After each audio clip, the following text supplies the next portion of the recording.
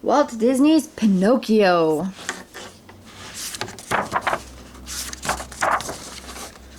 One night long, long ago, the evening star shone down across the dark sky. Its beams formed a shimmering path to a tiny village whose humble little homes lay deep in sleep. Only one house still had a light burning in the window, and that was of the workshop of Geppetto, a kindly old wood carver. Geppetto had stayed up to finish his merry-faced little puppet he was carving. Now he held up the puppet and looked. Look, Figaro. Look, Cleo, he said with a chuckle. Isn't Pinocchio almost like a real boy? The only answer was a snore. Figaro had his soft kitten nose folded into his paws, and Cleo lay sleeping in her goldfish bowl. Sleepyheads, the old woodcarver sighed. Climbing into his bed, he mumbled, I wish you were a real boy, Pinocchio. Somebody overheard Geppetto's wish, and with that, Jiminy Cricket. All evening, Jiminy had sat hidden beneath the hearth. He had seen how kind and gentle the woodcarver was, and he felt sorry for him because he knew how lonely the old man's wish could never come true. Suddenly, a shimmering light filled the room. Jiminy gasped. Out of the light stepped a beautiful lady dressed in shining blue. She raised her wand and said, Wake, Pinocchio. Skip and run. Good Geppetto needs a son. Pinocchio blinked his eyes and raised his wooden arms. I can move, he cried. I'm a real boy. No, the blue fairy said sadly. You have life, but to become a real boy, you must prove yourself brave, truthful, and unselfish. But how can I do that? Asked Pinocchio, discouraged. You'll have a conscience to help you. Looking around, the blue fairy beckoned Jiminy out of his hiding place. Sir Jiminy Cricket, she said, I dub you Lord High Keeper of Pinocchio's conscience. The next morning, Geppetto couldn't stop rubbing his eyes. There was the puppet he had carved the night before, laughing and chattering and running around the workshop. No, it can't be true, Geppetto argued. It's a dream. But Pinocchio ran to him and threw his wooden arms around his neck. It's true, father, he cried. It's true, I'm alive. And then Geppetto realized that a miracle had really happened. After his first great joy was over, Geppetto said, But now, Pinocchio, you must go to school. He brought out a bundle of school books. Study hard, and you'll soon become a real boy. Pinocchio nodded happily. Goodbye, father, he shouted, and off he marched, his books under his arm, chock full of good resolutions. Meanwhile, Jiminy Cricket had overslept, and now jumped up in a great hurry. Quickly, he stuffed his shirt into his trousers and rushed out. Hey, Pinocchio, he called. Wait for me. Panting, he caught up with Pinocchio, just as the silly little puppet was walking off arm in arm with the worst pair of scoundrels in the whole countryside. The villains were a fox by the name of J. Worthington Foulfeather, or Foulowfellow, and a silly cat called Gideon. Yes, the sly fox was saying to Pinocchio, you're too talented a boy to waste your time in school, isn't he, Gideon? Gideon nodded. With that face, you should be an actor, my boy, said Foulfellow. Pinocchio smiled, pleased with the flattery. But Pinocchio, cried Jiminy, what will your father say? Pinocchio looked startled when he saw Jiminy. He said angrily, Oh, father will be proud of me. Jiminy knew Pinocchio was being foolish, but the blue fairy had appointed him the puppet's conscience, so he followed along loyally. Soon they came to a marionette theater. When Stromboli, its owner, saw Pinocchio, he smiled, evil eyes glinted. What a lucky card, he cried with delight. A puppet without strings. The fox nodded. And he's yours, he said, smiling greedily, and holding out his paw for a certain price, of course. That night, Pinocchio sang and danced with the spotlight upon him, as Foulfellow and the fox had promised. The audience clapped and cheered and roared for more. A puppet without strings! It was a miracle! Jiminy, sitting in the audience, felt terrible. You better congratulate Pinocchio and go off alone, he thought sadly to himself. What does a great actor need a conscience for? After the show, Pinocchio held out his hand for Stromboli and said shyly, Goodbye, sir, and thank you. Shall I come back tomorrow? Stromboli smiled an ugly smile. Not so fast, young man, he snarled. You're mine, and you stay here. And bang! Before Pinocchio could resist, he was locked inside a birdcage.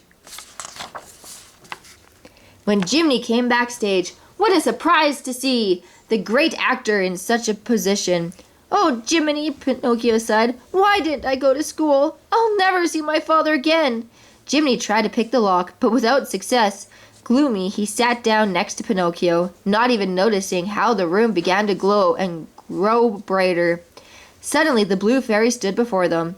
I'll help you this time, she said, because you are truly sorry. But run home now, Pinocchio, and be a good son, or you'll never become a real boy. As she waved her wand, Jiminy and Pinocchio found themselves standing on the open road again.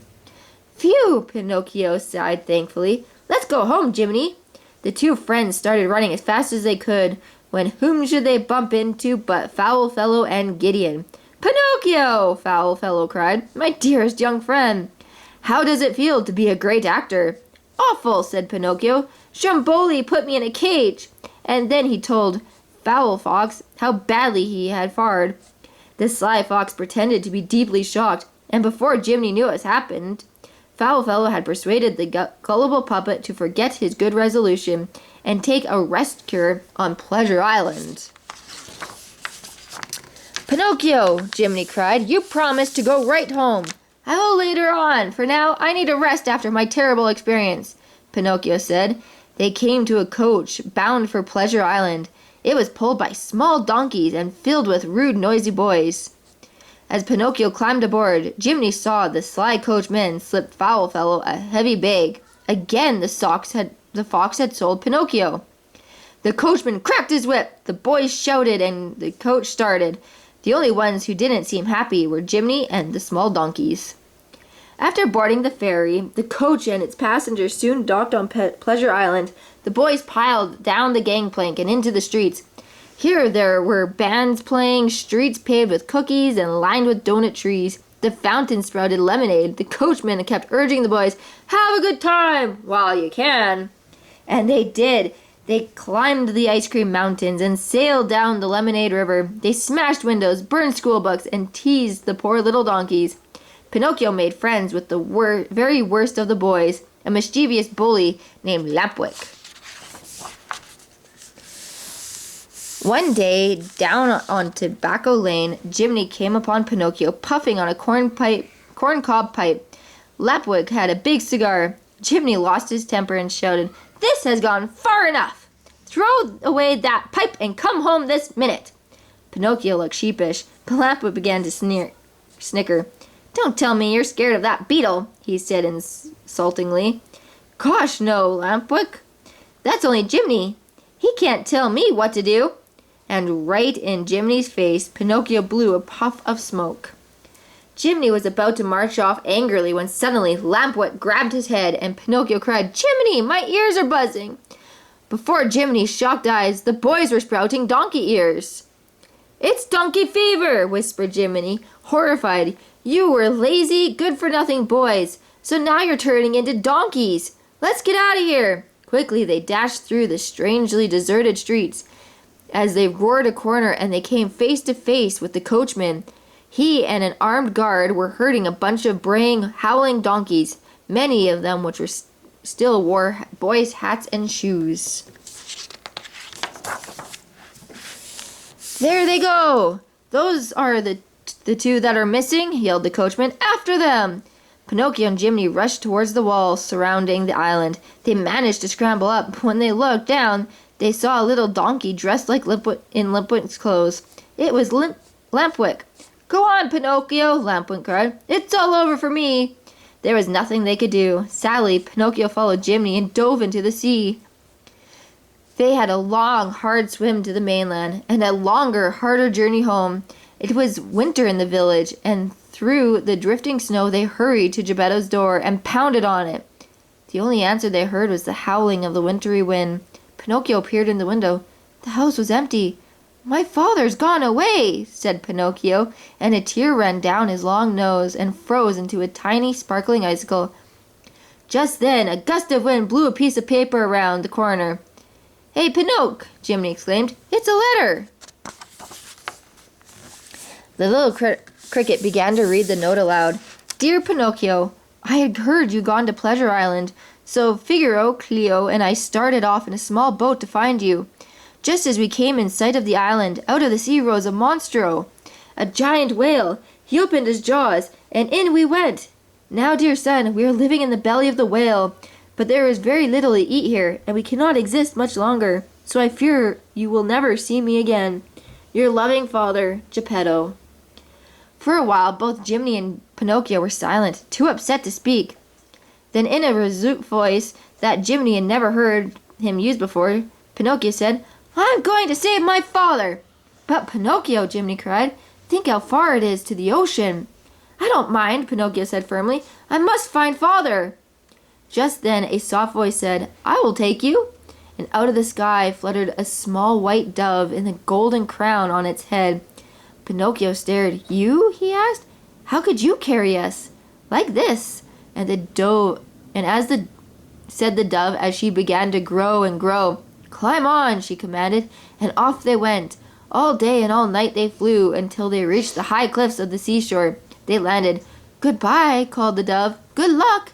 And she flew away. Pinocchio and Jiminy did not know that she was their very own blue fairy in disguise, and that it was she who had brought them Geppetto's letter.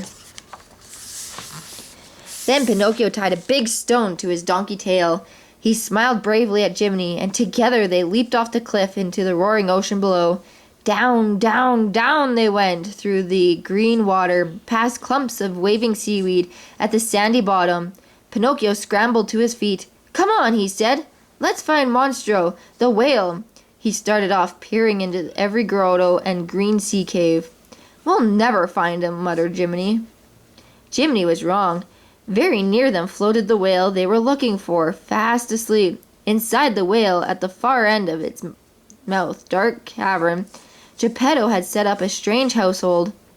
He had salvaged a decrepit home from the ships that the whale had swallowed, and every day he fished in the whale's mouth, but now that Monstro was sleeping, no fish came in. Not a bite for days, Figaro, Geppetto said mournfully. If Monstro doesn't wake up soon, we'll starve. Geppetto sighed and continued fishing. With his ribs nearly piercing out of his fur, Figaro began to sneak greedily towards Cleo's bowl. But Geppetto saw him. Scat, he shouted. Shame on you! Just then Geppetto felt a nibble. Food, Figaro, he cried. But when the catch was landed, it was only a cookbook on 100 ways to cook fish. Geppetto turned the pages, his mouth watering. Slowly his eyes were drawn to Cleo, moving as if it were in a nightmare. Geppetto started to scoop her out of the bowl, but as he was about to drop her in the frying pan, he realized that he could never eat his little pet. Dear Cleo, he begged, forgive me. It was a solemn moment. They all felt that the end was near, and then the whale moved. Monstro gave an upward lunge, and through his jaws rushed a wall of black water, and with it came a whole school of tuna. Nearby, Pinocchio saw the sea creatures fleeing. He caught a glimpse of Monstro coming towards him. He, too, was sucked down through those huge jaws, bobbing up and down an empty bottle. Jiminy begged to be swallowed too, but Monstro just went back to sleep. Meanwhile, Geppetto was pulling fish after fish out of the water. Food, he yelled. Oh, Figaro, Cleo, we are saved! He was so busy he scarcely heard the shrill cry of Father! Pinocchio? He asked wonderingly. He turned around. Oh, my dear son! He exclaimed. Is it really you? With tears in his eyes, the old man embraced Pinocchio. But when he lovingly took off his son's hat, out popped the dreadful donkey ears. Pinocchio turned his face away in shame. I've got a tail, too, he admitted sadly. Oh, Father! Never mind, son, Geppetto said comfortingly. The main thing is that we are together again, and that we get out of here, Pinocchio added. We never will. I tried everything. I even built a raft. That's it, cried Pinocchio. When Monstro opens his mouth, we'll float out on that raft. Oh no, argued Geppetto. When Monstro opens his mouth, everything comes in, nothing goes out. Yes, said Pinocchio thoughtfully. That is, if he swallows. But Not if he sneezes. Quick, father, help me build a fire. Before Geppetto knew what he was doing, Pinocchio set fire to a pile of chairs and crates that he had quickly tossed together. As the fire began to smoke, they got the raft ready. The whale grunted suddenly. He drew his breath and gave a monstrous sneeze. Out went the raft into the open sea, but they were still not free. The angry whale saw them and plunged after them. With one blow, he splitted their frail craft. Geppetto felt himself sinking. "My son, save yourself!" he cried. But the brave puppet swam to him and kept him afloat. Giant waves swept them towards the dark rocks looming against the shore. Just as they were about to be crushed against the rocks, they were washed through a tiny crevice into a lagoon. In vain, Monstro hurled his bulk against the other side. His prey had escaped. Geppetto lay on the beach, gratitude filling his heart. Then he saw Pinocchio laying beside him, still, cold, and pale. A fishbowl floated up to the water surface. A bedraggled kitten clung to the edge of the bowl, and beside it bobbed Jiminy Cricket in the bottle. But neither Cleo, Figaro, nor Jiminy could comfort the heartbroken old man as he wept bitterly, sure that his wooden boy was dead. The old man gathered poor Pinocchio into his arms and started home. When they reached his cottage, he sank down and prayed. Suddenly, a ray of starlight pierced the gloom. A soft voice said, as it is said once before, "And some day you will have proved yourself brave, truthful, and unselfish. You will become a real boy." Pinocchio stirred and sat up. He looked at himself and felt his arms and legs. Then he knew. "Father!" he cried joyfully. "Father, look at me!" The blue fairy promise had come true. Pinocchio was no longer a puppet. Pinocchio was a real, live, flesh and blood boy.